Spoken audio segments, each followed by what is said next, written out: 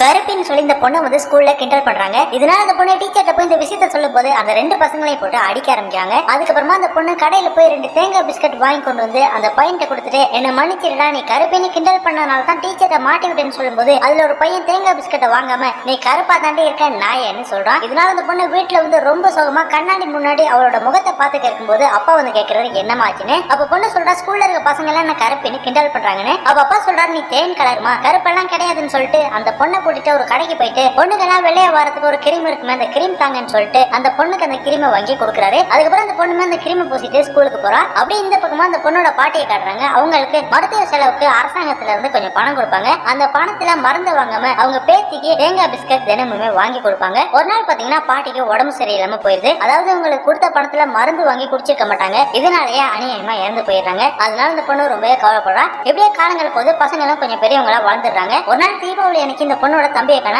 இதனால அப்பாவும் அம்மாவும் இவங்க 3 பேரும் தேடிட்டு போறாங்க. இந்த பக்கமா அந்த பையன் அவனோட ஃப்ரெண்டு கூட சேர்ந்து காத்தாடிக்கு சாயம் காய்ச்சிக்க இருக்காங்க. அந்த இடத்துல அந்த பொண்ணு வந்து எங்கடா போனான்னு சொல்லி கேட்கும்போது இந்த பையனோட ஃப்ரெண்டு சொல்றான், எங்களை ஒருத்தன் துரத்திட்டு வந்தா, அதனால தான் இங்க வந்து ஒளிஞ்சிருக்கோன்னு. அதுக்கப்புறம் அந்த ஆட்டோக்காரரும் வண்டியில இருங்கப்பான்னு சொல்லிட்டு பசங்களை கொண்டு வீட்டுல விட்டுறாங்க. அதுக்கப்புறமா அந்த பையனோட அம்மா அந்த பையனோட ஃப்ரெண்டு கிட்ட சொல்றாங்க, நீ போய் சொல்ற, என்ன நடந்துச்சுன்னு சொல்றான்னு. அப்ப அந்த பையன் சொல்றான், இந்த விஷயத்த மட்டும் எங்க அப்பா கிட்ட சொல்லிடாதீங்க. உங்க பையன் தீபாவளி அன்னைக்கு சட்டை நீங்க வாங்கி கொடுக்கலன்னு சொன்னா, அதனாலதான் என் கூட வாடா காத்தாடி வித்து உனக்கு சட்டை வாங்கி தரேன்னு சொன்னேன்னு சொல்றான். இதை கேட்ட அம்மாவும் கணவன் அந்த விஷயத்த சொல்றாங்க. அப்ப கணவர் சொல்றாரு, நம்ம கொஞ்சம் கொஞ்சமா பணத்தை சேர்த்து வச்சாதான் பசங்களோட படிப்பு செலவை சில வருஷம் கழிச்சு நம்மளால பண்ண முடியும்னு. இப்படியே காலங்களும் போகுது, பசங்களும் பெரியவங்களா வளர்ந்துடுறாங்க. இந்த பக்கமா அந்த பொண்ணுக்கு வேலை கிடைச்சிருது. அப்படியே இந்த பொண்ணோட அம்மா காய்கறி வாங்க வரும்போது அங்க இருந்து கரண்ட் வயர் அறுந்துருது. உடனே பையன் என்ன சத்தம் கேட்குதுன்னு சொல்லி வெளியில வந்து பாக்குறான். பார்த்தா அந்த கரண்ட் வயர் வந்து இவங்களோட நாய் மேல விழுந்திருக்கு. இதனால அந்த பையன் அழுதுகிட்டு எலக்ட்ரிசிட்டி போர்டுக்கு போயிட்டு, கரண்ட் துணி லூசா போட்டிருக்கீங்க, உங்களுக்கு எல்லாம் அறிவு கிடையாதுன்னு சொல்லும் போது அந்த ஆள் சொல்றான், நாங்க தான் போட்டோம், வேணும்னு தப்பா போட்டோம், நாய் மேல தானே விழுந்துச்சு, உங்க அம்மா மேலே விழுந்துச்சுன்னு. இதனால அந்த பையன் கோவப்பட்டு அந்த ஆளை அடிக்க போகும்போது அந்த இடத்துல உங்க அப்பா வந்து என்னாச்சுன்னு சொல்லி கேட்கும்போது நடந்த விஷயத்த சொல்லி எங்க அம்மா கிட்ட அவன் மன்னிப்பு கேட்கறான்லப்பான்னு சொல்லும் போது அந்த ஆள் சொல்றான், உங்க அம்மாவை பார்த்தா